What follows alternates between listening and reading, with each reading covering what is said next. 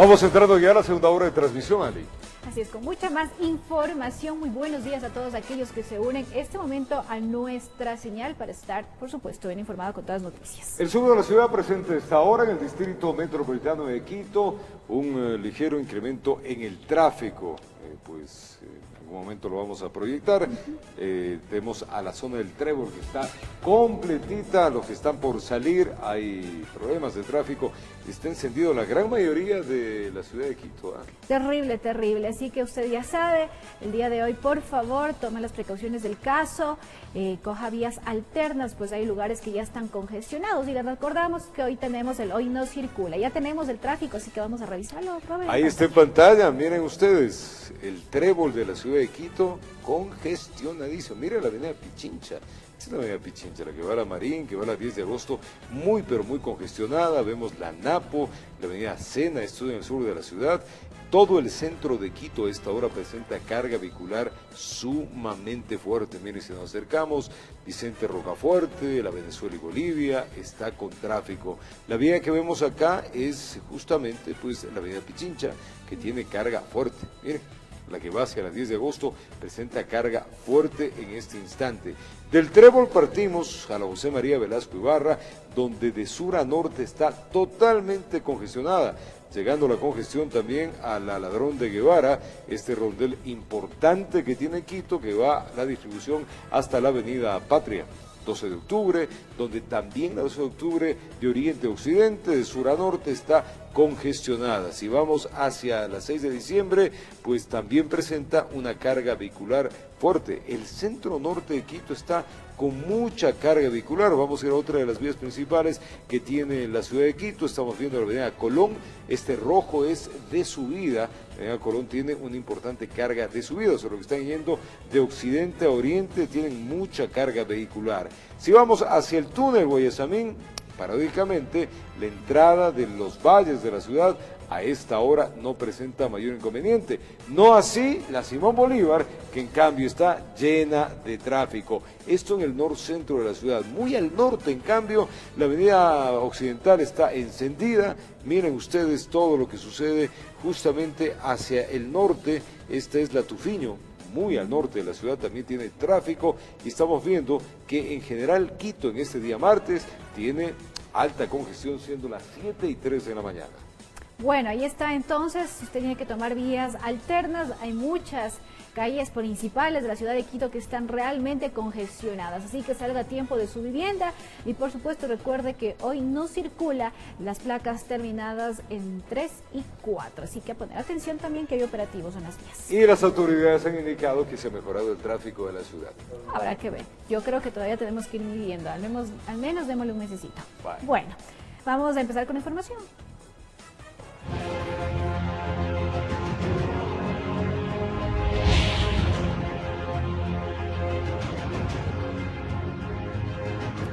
Según información oficial, la masiva filtración de datos de millones de ecuatorianos no responde a un hackeo ni tampoco a un ataque cibernético a las bases de datos del Estado. El día de ayer, la Fiscalía General del Estado allanó el domicilio de uno de los representantes de la empresa que supuestamente filtró la información.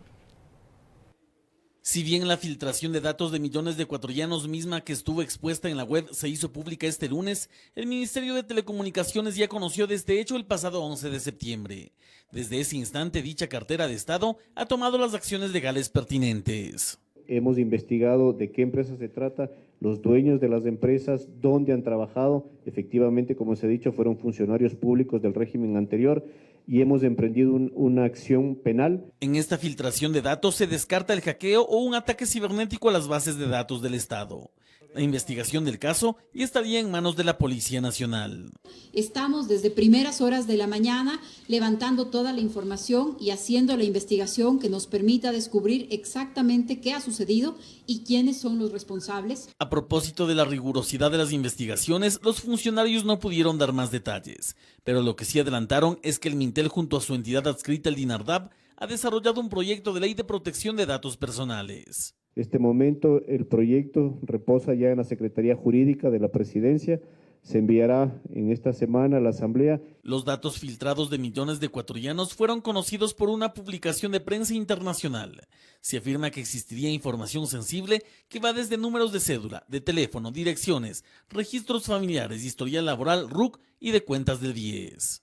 Hay que dejar claro que no hay información bancaria en riesgo. De su parte, la Fiscalía General del Estado ejecutó la tarde de este lunes un allanamiento a la casa de William Roberto G., gerente de la empresa Novestrada, que se presume fue la que filtró los datos de 16.6 millones de ecuatorianos.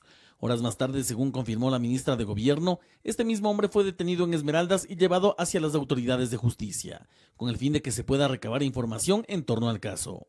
Actualmente, al ingresar al sitio web de la compañía, se puede constatar que la página ya no está disponible. Informó Javier Rosero. La prensa internacional prendió la alerta respecto a la filtración de datos de millones de ecuatorianos. La información calificada por expertos como sensible se señala podría ser perjudicial si cae en manos inescrupulosas. A continuación, preste atención, hay análisis al respecto. La empresa internacional VPN Mentor, al revisar vulnerabilidades de varios sitios de la web, llegó a un servidor en donde, según señalan los expertos, para mala fortuna de los ecuatorianos, estaba abierto al público. ¿Esto qué significa? Que cualquier persona que conocía la dirección de este servidor solo ponía el www, entraba y lo descargaba, y ahí estaba abierto. El servidor sin seguridades, refiere la información reproducida por medios internacionales, se encontraba en Miami.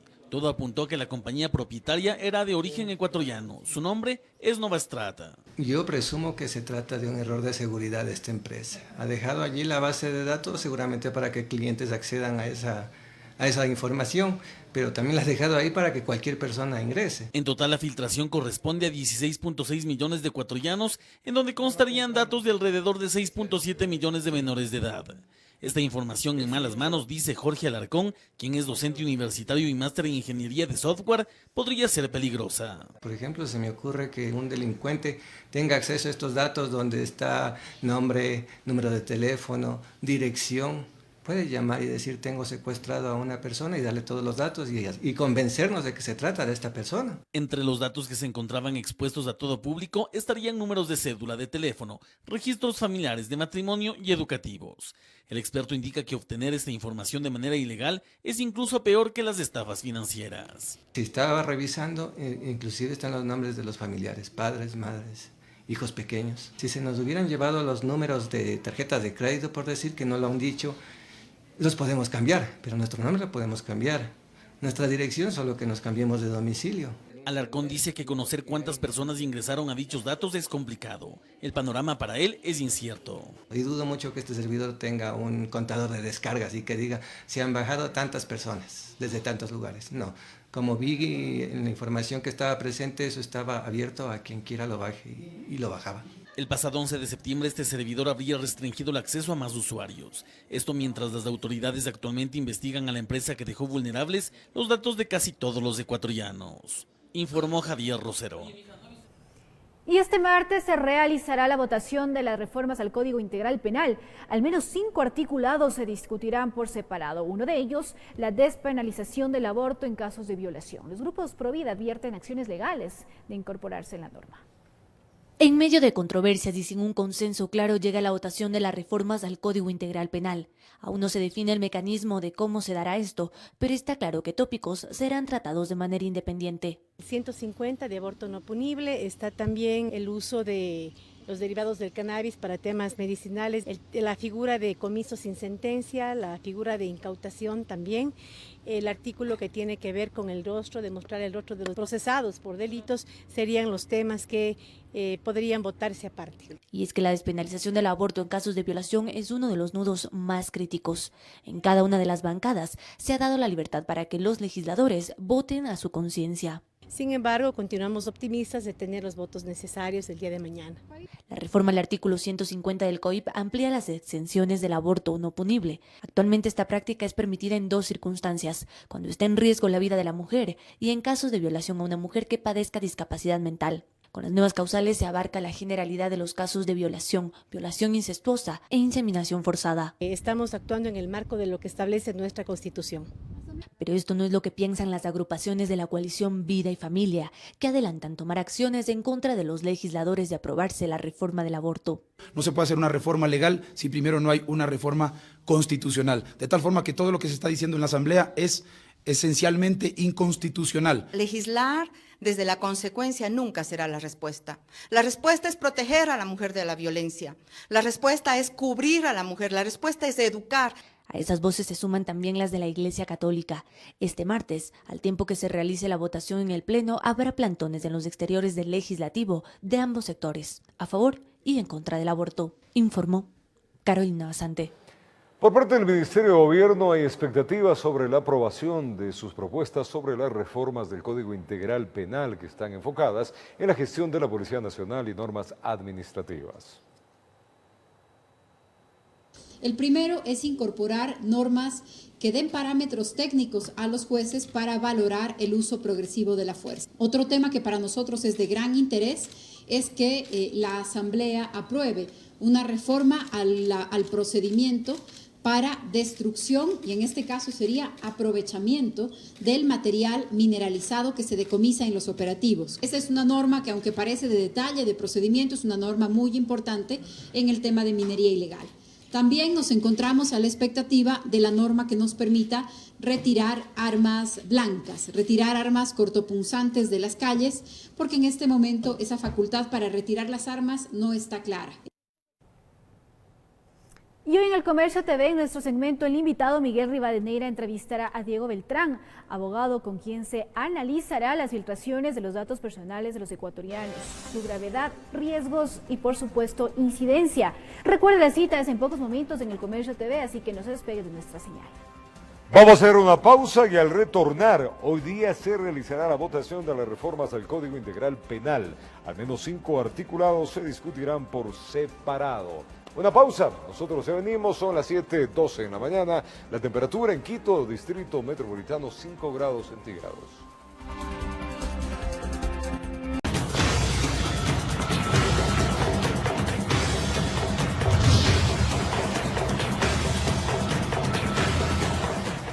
Hora de ir con Sofía Vintimilla. Se encuentra en la fábrica de reciclaje. Ayer en la tarde-noche se produjo un incendio de proporciones en esa parte de la ciudad. Alarmó a la zona norte de Quito, la zona de Carcelén Industrial. Sofía, buen día, adelante.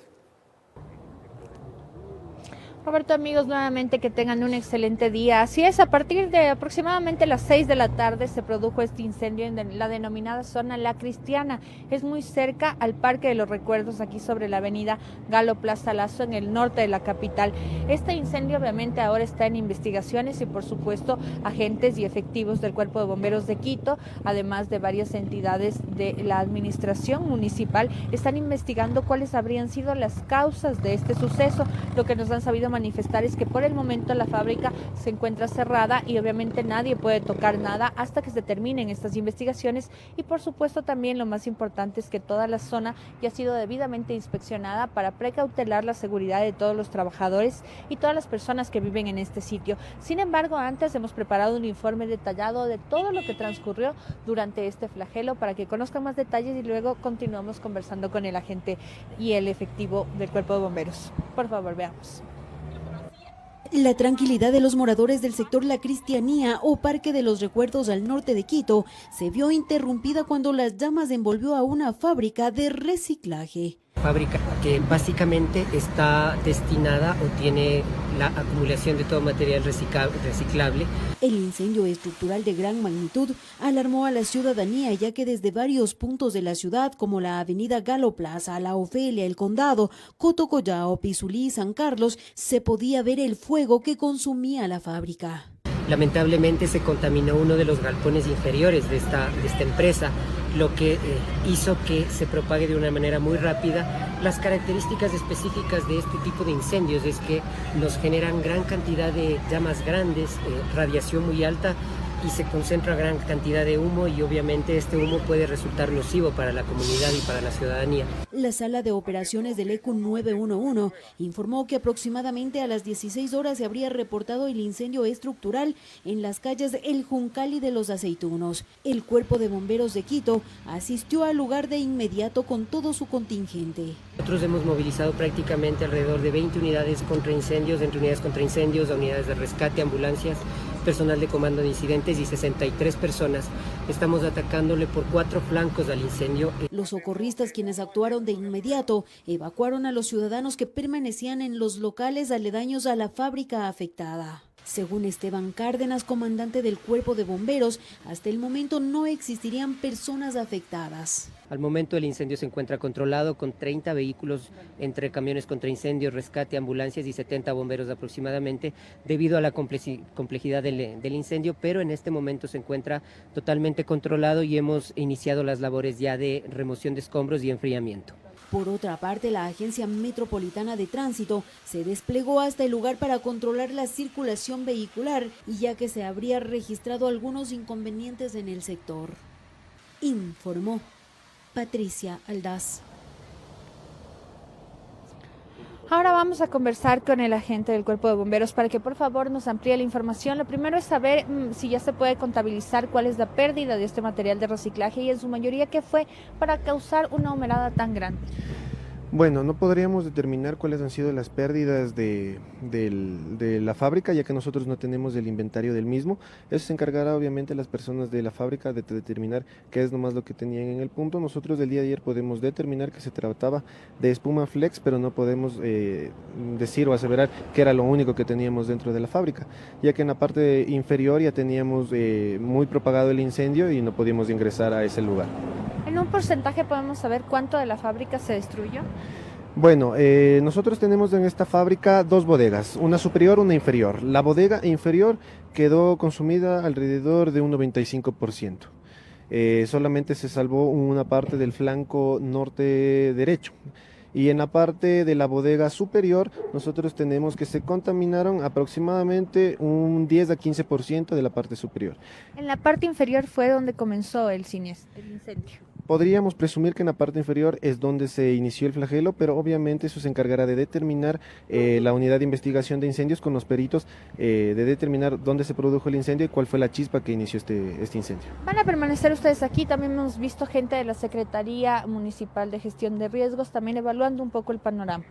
Sí, al momento nosotros nos encontramos con 3 unidades contra incendios para poder sofocar los focos que se encuentran calientes y poder apagar en el caso de que tengamos una reignición. Adicional de eso, nos encontramos con una unidad de materiales peligrosos, los cuales van a realizar un monitoreo en la unidad educativa aledaña para poder determinar que no tenemos presencia de gases nocivos en el punto y que los muchachos que asisten a esta unidad educativa puedan asistir normalmente a clases. Esperemos entonces sucede, porque hay que señalar y recordar que si en la unidad educativa de arriba no hay ningún estudiante, al momento está cerrada, obviamente hasta que dictaminen las autoridades si pueden volver a ingresar. Les recordamos, este incendio está actualmente totalmente controlado, no hay ningún peligro para toda la zona de la avenida de los Eucaliptos, ni tampoco el Juncal, ni para ninguna de las fábricas que existen en el sector, ni tampoco las zonas residenciales. Esa es la información, ustedes continúan con más, Roberto. Gracias a Sofía Vitimilla contándonos un poco el estado de este incendio. Ayer en la noche, tarde-noche, alarmó a la gran parte de la población de Carcelé Industrial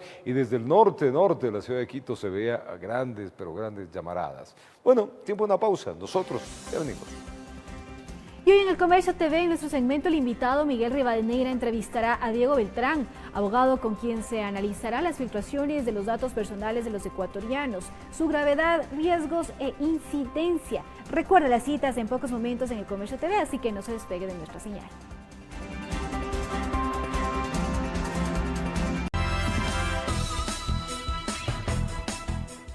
Gracias por seguir en sintonía del Comercio TV. La jueza Daniela Camacho no dio paso al pedido de la fiscal general del Estado, Diana Salazar, de fijar fecha y hora para la audiencia de evaluación y preparatoria del juicio en el caso de sobornos 2012-2016, porque existen diligencias pendientes. Camacho dio un plazo de 48 horas a los procesados para que presenten sus demandas.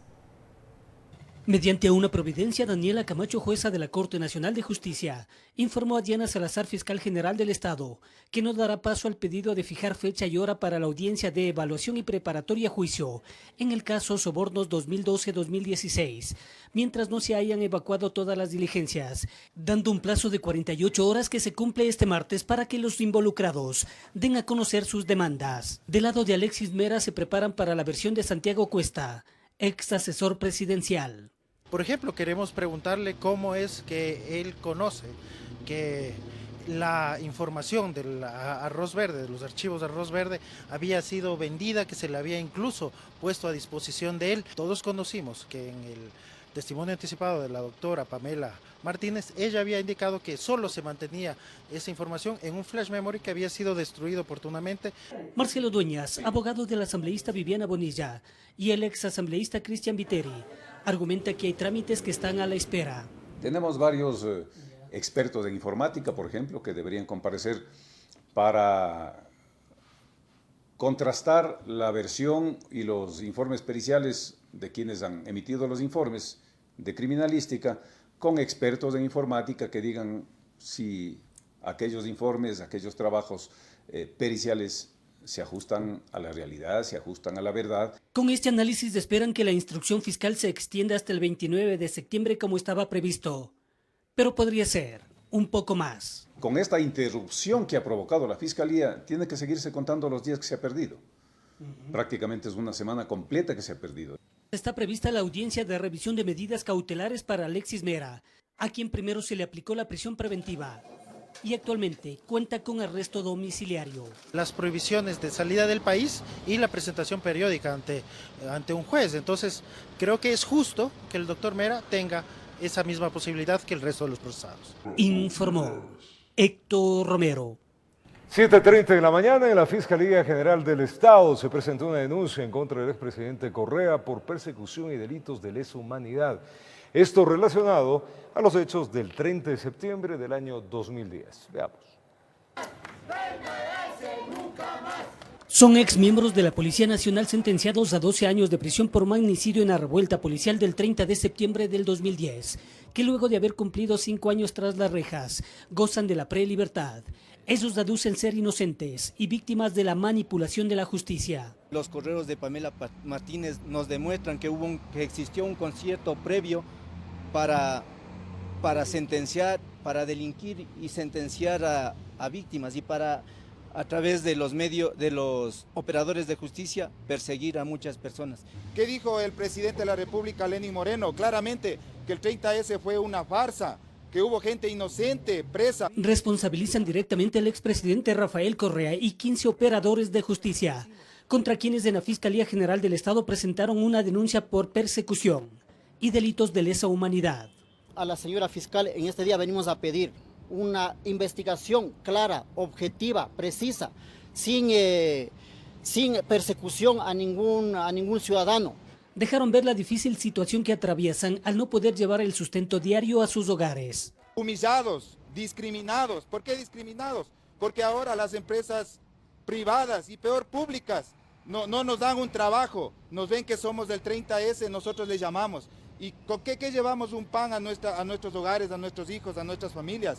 Estamos psicológicamente acabados. Tienen el respaldo de la Asociación 30S.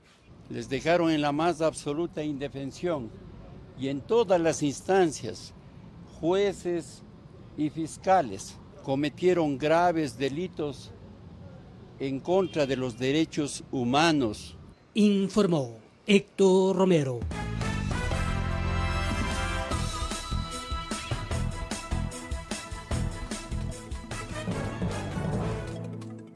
Un saludo cordial y afectuoso a los televidentes de Televicentro, Canal 5 de Quito, Noticiero El Comercio TV, y a los oyentes de Platinum FM y Radio Quito, La Voz de la Capital. Este martes vamos a analizar este tema que ha escandalizado este lunes sobre el alto riesgo para ecuatorianos por masiva filtración de datos, como publica hoy en primera página diario El Comercio. Está con nosotros el abogado experto doctor Diego Beltrán.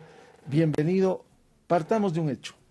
Entre otros derechos, la Constitución, artículo 66, numeral 19 nos otorga a todos los ecuatorianos el derecho a la privacidad personal de los datos. ¿Qué ha pasado en el país?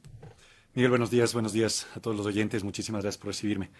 Sin duda, desafortunadamente vivimos en una sociedad de reacción. Y como tú lo manifiestas, desde el año 2008 ya la Constitución nos reconocía a todos los ecuatorianos un derecho específico, que es el derecho a la privacidad y obviamente a la protección de nuestros datos de carácter personal. Y hemos avanzado obviamente 11 años y recién está en discusión una ley de protección de datos personales y obviamente en un estado de derechos como es el Ecuador, sin un marco normativo adecuado, pues tanto autoridades como el sector privado, que obviamente hace un tratamiento de este tipo de datos, se ven atados de manos respecto de una protección adecuada de ese derecho para todos nosotros, para todos los titulares de estos derechos. Tú lo acabas de mencionar, Miguel, es fundamental tener presente que los datos de carácter personal bajo la legislación ecuatoriana son un derecho y no una propiedad. Es decir, todos nosotros no somos dueños de nuestros datos personales, sino que somos titulares de esos datos. Por lo tanto, cualquier tipo de tratamiento, cualquier tipo de comercialización, recolección, digitalización, transmisión o, en este caso, por ejemplo, movimiento transfronterizo de datos de carácter personal, tiene que contar con el consentimiento del titular de esos derechos. De lo contrario, se está actuando al margen de la ley. Bueno, ¿qué es lo que ha pasado con esto? ¿Cómo esta empresa logró penetrar en los datos de todos los ecuatorianos? ¿Cómo no? Aquí hay dos actores fundamentales. De acuerdo, obviamente, a las labores de investigación que realizaron los dos investigadores en particular que dieron con esta biblioteca de datos, la información habría estado alojada efectivamente en un servidor en Miami, en Estados Unidos, y habrían sido recolectados aparentemente por una empresa ecuatoriana, Novestrat, pero tomada de distintas fuentes de carácter privado y de carácter público. Es decir, de acuerdo a la información, tanto el Servicio de Rentas Internas como el Registro Civil, como entidades públicas, el BIES, Banco del Seguro Social, como de la Asociación Ecuatoriana de Empresas Automotrices, de la EADE, habrían recolectado esta información, captado esta información, que si te pones a ver, obviamente, básicamente crea un perfil completo sobre todos nosotros, porque la filtración habla de 20 millones de archivos que comprendería no solamente a ecuatorianos en vida, niños, niñas y adolescentes, sino también incluso a personas fallecidas. Entonces, en una era digital, se habla de una era de la economía digital, los datos son considerados el nuevo petróleo, así lo refieren los expertos. Entonces, este tipo de información es sumamente valiosa para, obviamente, actores legítimos, empresas que quieren mejorar productos, mejorar servicios, entre otras cosas, pero también es oro en polvo para los actores negativos, para criminales, ya sean estos hackers que actúan de manera individual o estructuras criminales organizadas. ¿Significa que esta empresa, al tener acceso a todos los datos de los ecuatorianos, saben todos nuestros movimientos? Sí, a ver, justamente lo preocupante es esto. Como lo dice la Constitución, y de hecho no es la única norma, la Ley de Comercio Electrónico, Firmas Electrónicas y Mensajes de Datos, que data del año 2002, ya establecía el derecho de todas las personas a que sus datos de carácter personal no sean tratados sin su consentimiento. Ojo con esto, esto significa que en determinadas circunstancias, cuando yo contacto a empresas de productos o servicios y doy mi consentimiento para que esas empresas recaben mis datos con el objeto de mejorar la experiencia del usuario, entre otras cosas, eso es un uso legítimo que se está dando a los datos. Eso está bien. El problema es cuando en la gestión de esos datos, por medidas de seguridad, por temas de responsabilidad, por temas de confidencialidad, esas empresas a su vez los comercializan sin el consentimiento del titular o, en este caso, aún peor, instituciones del sector público que habrían estado, debemos así asumirlo, entregando esta información a una empresa privada sin nuestro consentimiento o al menos sin nuestro conocimiento. Es decir, hay doble responsabilidad. Por un lado, en el ciudadano común al que le perforaron en su vida personal y la entrega de datos públicos a esta empresa. Es correcto. Es decir, si Novestrat es el lado privado que ha estado recolectando estos datos, las fuentes son también algo que nosotros debemos, someter a escrutinio. ¿Y ellos accedieron o es que les entregaron desde el sector público? No se muestra de ninguna manera que esta empresa haya accedido de manera ilegal a esa información. Es decir, aparentemente habrían estado recabando la información desde, como te decía, de estas tres entidades públicas con datos que no pueden de ninguna manera ser de libre acceso. Por ejemplo, a ver, una cosa es la información de registro civil, por ejemplo, ¿sí? En donde de una u otra manera, a través de nombres o números de cédula, uno sí puede acceder a mayores datos, como por ejemplo datos de filiación, nacionalidad, entre otras cosas. Pero datos, por ejemplo, como los del BIES, datos de números de cuenta, saldos de las cuentas de los titulares de cuentas dentro de esa institución, créditos otorgados, es información que es privilegiada, que no es de libre acceso. Entonces, de alguna manera deben haber accedido, esta empresa debe haber accedido a esa información. ¿Igual pudieron acceder a la banca privada? Eso no se ha revelado todavía de los datos, no me atrevo a pensar que así sea. Pero no importa. ¿Por qué? Y eso es justamente quizás la gravedad de este tema radica no solamente en la violación del derecho a la protección de datos de carácter personal per se, sino cuál es la consecuencia de la misma. Es decir, Miguel, tú al igual que yo y muchos de nuestros oyentes están conscientes, por ejemplo, de que la información que nosotros damos, por ejemplo, para validar cuentas con bancos, tarjetas de crédito, entre otros servicios, usualmente son datos de carácter personal. Es decir, te dicen, quiero confirmar los datos del titular de la tarjeta, ¿me podría decir sus 2 apellidos? Dígame los últimos 4 dígitos de su cédula. Ese tipo de información está ahora libremente disponible, o estuvo durante no se sabe cuánto tiempo además, libremente disponible en un lado del Internet que no es usualmente visitado, pero que no es difícil de acceder. Bueno, partamos del hecho que ha mencionado el doctor Diego Beltrán. El artículo 66 de la Constitución, numeral 19, dice: tenemos el derecho a la protección de datos de carácter personal, que incluye el acceso y la decisión sobre información y datos de este carácter, así como su correspondiente protección, la recolección, archivo, procesamiento, distribución o difusión de estos datos o información requerirán la autorización del titular, o que hay una ley que no hay. Eso es correcto. Miguel, tú topas ahora un tema que es sumamente importante. La Constitución establece obviamente derechos y máximas que tienen que observarse. Sin duda, obviamente, a través de mecanismos constitucionales pueden ser justiciables. Sin embargo, la mayoría de estos derechos tienen que aterrizarse de una u otra manera en normativa inferior, en legislación.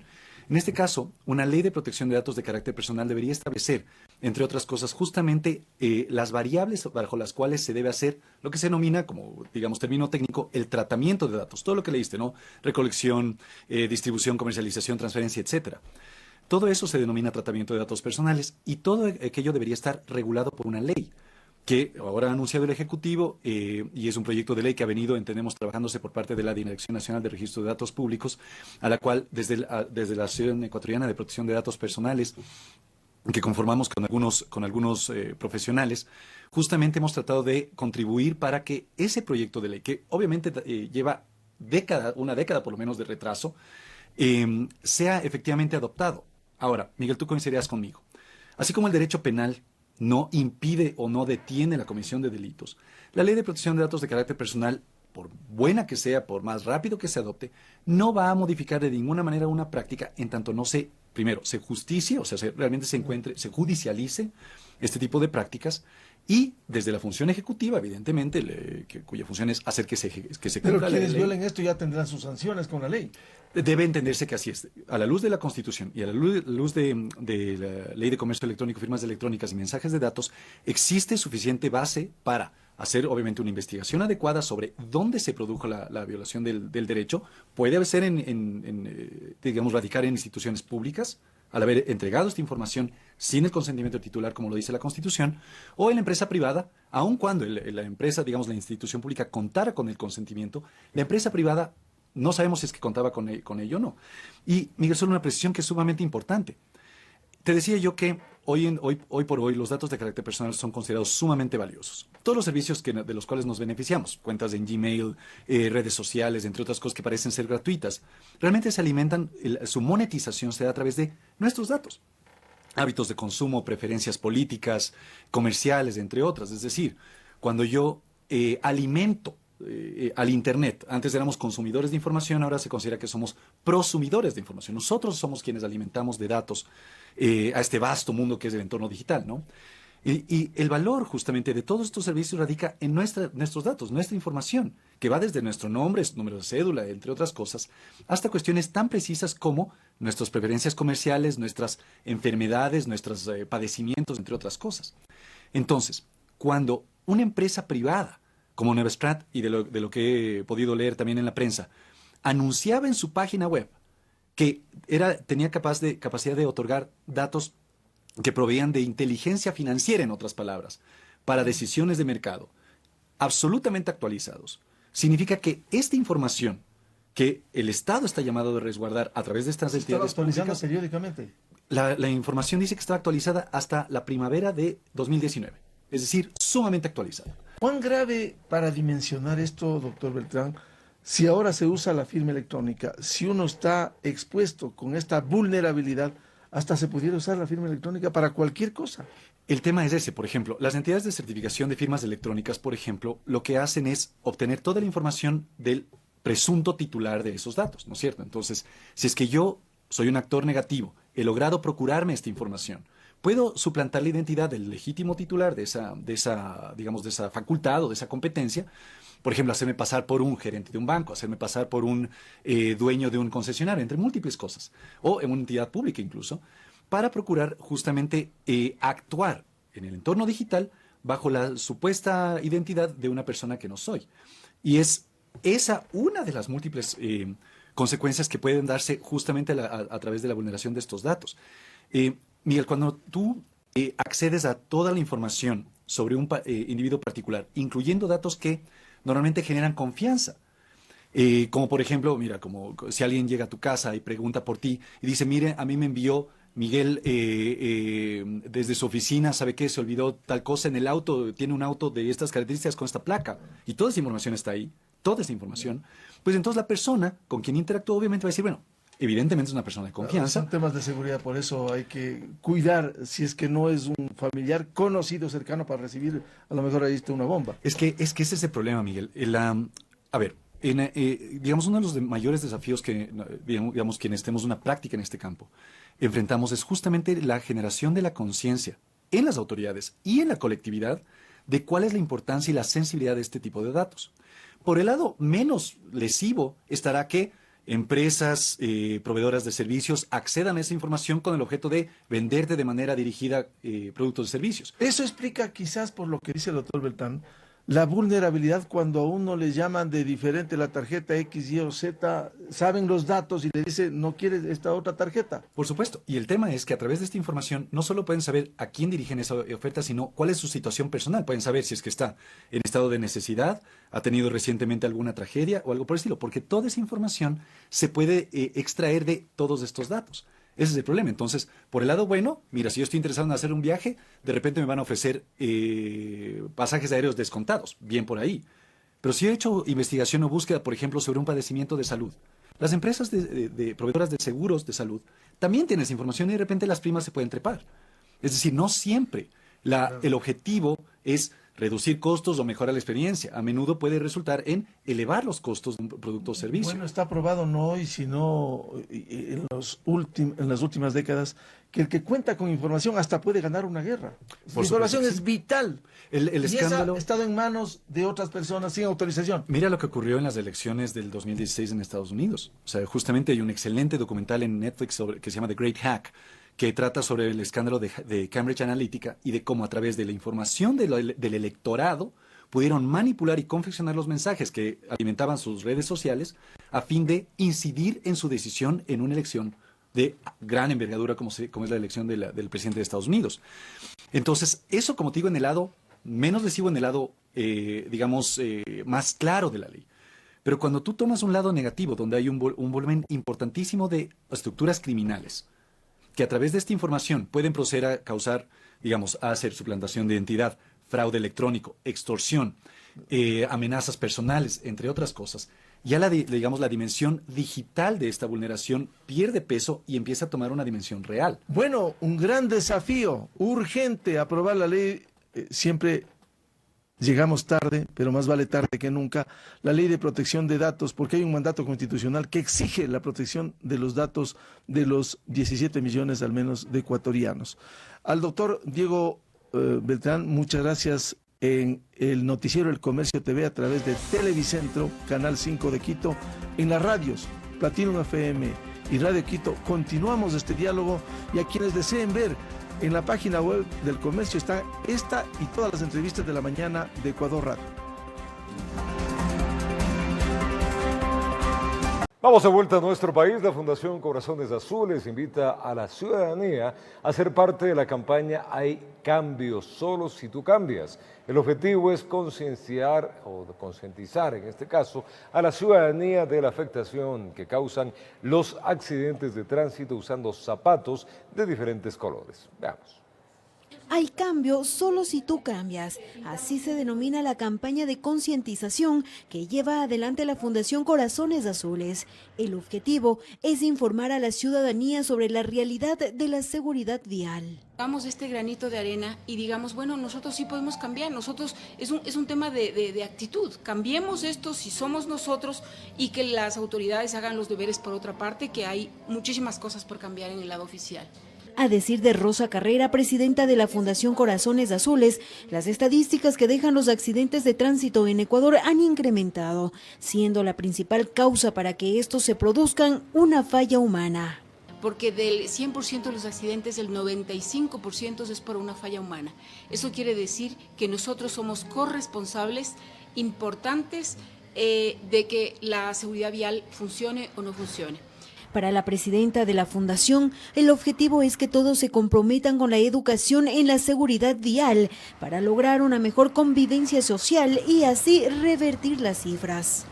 Hay muchos muertos, casi 3.000 muertos al año, esos son 4 terremotos del 2016, en cantidad al año de personas que se van, que nos dejan sin sentido porque no tenía que haber ocurrido. Son 16.000 lesionados y son más de 30.000 siniestros. Por eso, a través de esta campaña que se realizará el 18 de septiembre, se busca que las personas se pongan en los zapatos de las personas víctimas de un accidente de tránsito. Para ser parte de esta iniciativa, hay que ponerse 2 zapatos de diferentes colores. Es el símbolo, primero, de que nos ponemos en el zapato de las víctimas de accidentes de tránsito y segundo, que queremos visibilizar de alguna manera esa interacción ciudadana de cambio, de que no queremos más accidentes de tránsito en el Ecuador y que la ciudadanía está hablando, está diciendo, hagamos algo, cambiemos las cosas. Yo, como ciudadano, he hecho esto, me he puesto 2 zapatos porque quiero cambiar. Seamos parte de esta campaña, poniéndonos 2 zapatos de diferentes colores, para concientizar los daños irreversibles que causan los accidentes de tránsito. Informó Patricia Aldaz.